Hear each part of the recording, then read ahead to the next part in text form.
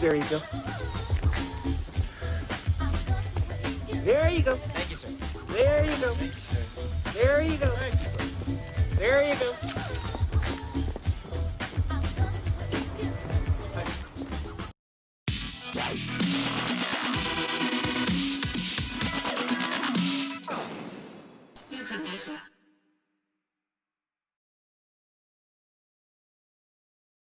What's happening, guys? Supernova here, back with another video. We had heard news a while ago that AT&T was looking to sell its Warner Brothers gaming division for about $4 billion in order to help pay off some of its massive debt, estimated to be around $200 billion. More recently, though, we've got the news that Microsoft and Xbox are thinking about throwing down the $4 billion in order to acquire WB Games.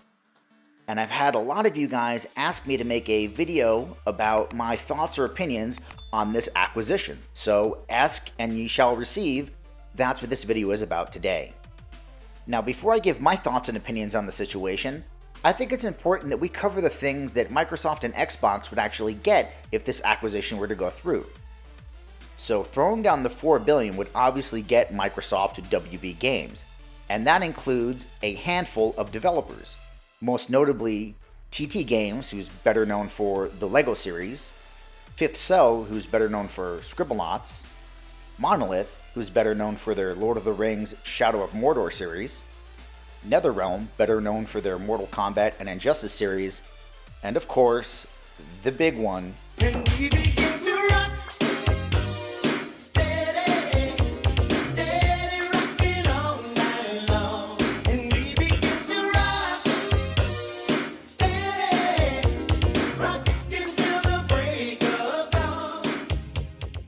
Yes, that is correct. The acquisition would include Rocksteady of Arkham series fame. Bro, we're getting fucking Batman, bro. We're getting fucking Batman. Spider-Man can suck a dick. Boop-de-boop, yo. Well, don't get too excited just yet. Because yes, while the acquisition includes Rocksteady, who's made all these Arkham games, the Batman IP does not belong to Rocksteady. Same with Monolith and their Lord of Rings games. The Lord of Rings IP does not belong to Monolith. Again, same with NetherRealm. The Mortal Kombat IP does not belong to NetherRealm. Now, that doesn't mean that these studios will not continue to make games from these IPs. It just means that the IPs will more than likely not be part of the deal in acquiring WB Games. So an additional licensing deal will have to be made on the side in order to keep the IPs with those studios, because AT&T is looking to recuperate as much money as possible, and one of the fastest ways they could do that is to sell the studios and then make an additional deal on top of that to allow those studios to continue using their respective IPs. Now, ultimately, whenever the deal is done and however the two parties decide to sit down and figure out this deal, it's possible a deal could be made where the IPs are part of the acquisition. But it seems that Business Insiders think that type of scenario is highly unlikely, and think that it will be something that is a separate licensing deal done on the side. Well, again, like I said, when the two parties sit down and pen a deal, depending on how much money is being thrown at them, hell, if Microsoft and Xbox really wanted to get these studios and get the IPs all at the same time, who knows what can happen. Now to the part where I give my thoughts about this acquisition. If this acquisition were to go through, if Microsoft and Xbox were to acquire WB Games and with it these studios, even if a deal could not be made where they were able to use the Batman IP, the Lord of the Rings IP, the Mortal Kombat IP, and all they got were the studios, this would still be a big deal for Microsoft and Xbox, because in my opinion, these studios are of a much higher caliber than the studios they've been buying recently. Of the studios purchased recently, really only Ninja Theory is one that I would consider a good studio, whereas here you have several that are great studios, and I would consider the acquisition of these studios to be a bigger deal than any of the other studios that Microsoft and Xbox have acquired. Now, if they're able to pen a deal that would allow them to use the Batman IP, the Lord of the Rings IP, the Mortal Kombat IP, the Harry Potter IP, then I think this would make it a much bigger deal by multiple magnitudes. But then this is the big question that we have to ask, because this is a question that everybody's going to want to know the answer to. If, hypothetically, Microsoft and Xbox acquire these studios and pen a deal to bring the IP along with them, are Microsoft and Xbox then going to make the next Arkham game exclusive to the Xbox platform? Are they going to make the next Mortal Kombat game, the next Injustice game, exclusive to the Xbox platform? Because if they did, that would be an absolute boss move to do. Like, that would be an absolute whipping the dick out move. Because these are very, very popular franchises.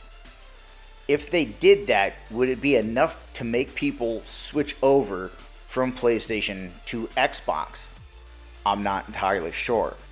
Because I know the big thing that everyone is excited about, especially Xbox people, the big thing that everyone's excited about in terms of this acquisition is the possibility that Batman would be exclusive to the Xbox platform. Because the Arkham games are super beloved and are critically acclaimed and commercially acclaimed.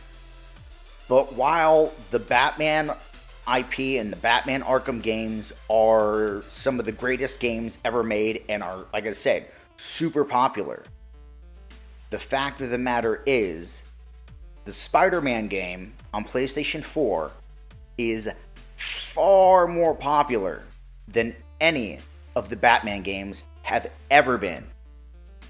For example, Batman Arkham City released in October of 2011 for the PS3 and the Xbox 360 and has been on sale since then, also becoming available on PS4 and Xbox One. Now, Spider-Man PS4 released in September of 2018. So by 2019, Arkham City had been on sale for 8 years and was available on 4 platforms. In less than 1 year, Spider-Man outsold Arkham City on only 1 platform. That's how well Spider-Man has sold on PlayStation 4.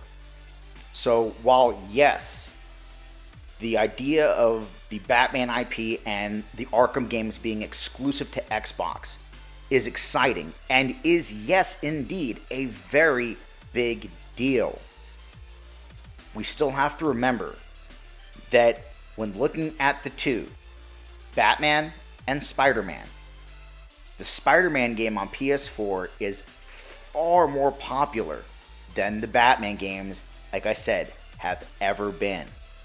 So if that's going to be the deciding factor on what people are going to purchase, is whether or not it has Batman or Spider-Man, I'm going to say it's probably more than likely that people are going to go with Spider-Man, seeing as how it's far more popular. But that's just talking Batman.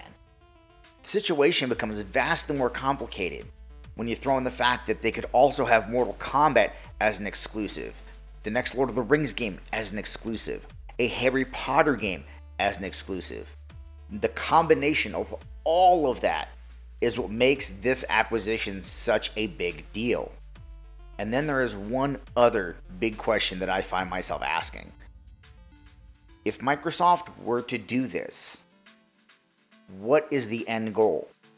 Is the end goal to sell as many Xboxes as possible? Or is the end goal to make as much money as possible? Because I can see a scenario where Xbox owns all of these studios and has the rights to the respective IPs. When looking at all the possible consumers for their products, if they are going to sell only on Xbox, then out of all the possible consumers, they're selling to only 33%. How did I come to 33%, you may ask? Well, not very scientifically, but it makes fucking sense. The Xbox One has sold roughly about 50 million consoles. PlayStation 4 has sold over 110 million consoles. So Xbox is about 1/3 of all the consoles right now, 1/3 being 33%. That's how I came to 33%. So the question is, will Xbox make everything exclusive? Or, and I can see this being a possibility, or will they continue to release games onto PlayStation platforms? Will Rocksteady continue making Batman Arkham games for Xbox and PlayStation? Will TT Games continue making Lego games for both Xbox and PlayStation? You know what I'm saying? Because I really do see a possibility where Xbox has acquired the studios, but allowed the studios to continue making the games multi-platform. But, all things said,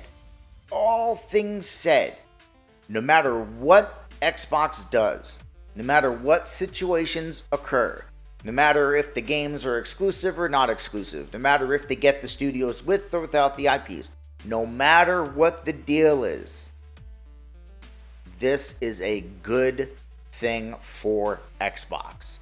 This is a very good thing for Xbox, no matter what the details after the fact are. Just acquiring the studios alone, without anything else, is good news for Xbox. And like I said, I consider acquiring these studios to be much more substantial than the handful of studios they recently purchased. In my opinion, you may think otherwise, but I think they are a much more substantial group of developers than the ones they purchased before. But yeah, so that is my thoughts and opinions on the entire situation surrounding Microsoft and Xbox acquiring WB Games. So you guys wanted to know what I thought, and now you do. Well, that's the video, guys. Let me know what you think in the comments. Give me your take on this situation. How do you see it going down, and what will happen going forward? Like I said, let me know down in the comments, and as always, feel free to like, share, and subscribe, and I will catch you on the next Supernova.